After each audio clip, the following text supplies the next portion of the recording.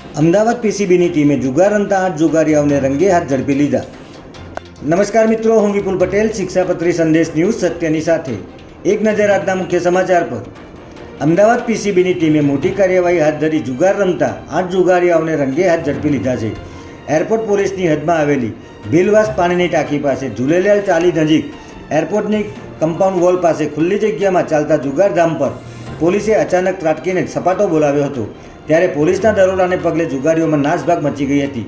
આ કાર્યવાહીમાં પોલીસે દાવ પર મૂકેલા 1,62,000 રૂપિયા સહિત 3 લાખથી પણ વધુનો મુદ્દામાલ કબજે કર્યો છે। જ્યારે જુગાર રમતા 8 જુગારીઓને ઝડપી લઈ કાયદેસરની કાર્યવાહી હાથ ધરી છે।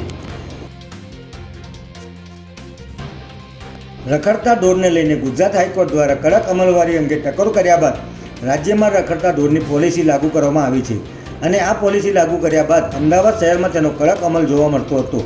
પરંતુ છેલ્લા 1 મહિનાથી ફરી એકવાર રોડ પર રખડતા ઢોર જોવા મળી રહ્યા છે। ત્યારે શહેરના નવા વાડજ વિસ્તારમાં ઢોર પકડવા ગયેલી મ્યુનિસિપલ કોર્પોરેશનની ઢોર વિભાગની ટીમ પર હુમલો અને પીએસઆઈને લાકડી મારવાના પ્રયાસની ઘટના સામે આવી છે।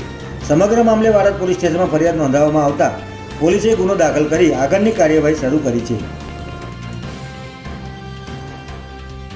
ભાવનગરમાં નકલી દારૂના વેચાણથી થયેલા 3 લોકોના મોત અને 13થી વધુ લોકોની તબિયત લથડી હોવાને પગલે સમગ્ર રાજ્યમાં ચકચાર મચી જવા પામી છે। ત્યારે નાયબ મુખ્યમંત્રી હર્ષ સંઘવી દ્વારા મોડી રાત્રે અમદાવાદ એરપોર્ટ ખાતે રાજ્ય પોલીસ વડા GS મલિક, IBના વડા તેમજ અમદાવાદ પોલીસ કમિશનર સહિતના ઉચ્ચ અધિકારીઓ સાથે બેઠક યોજવામાં આવી હતી।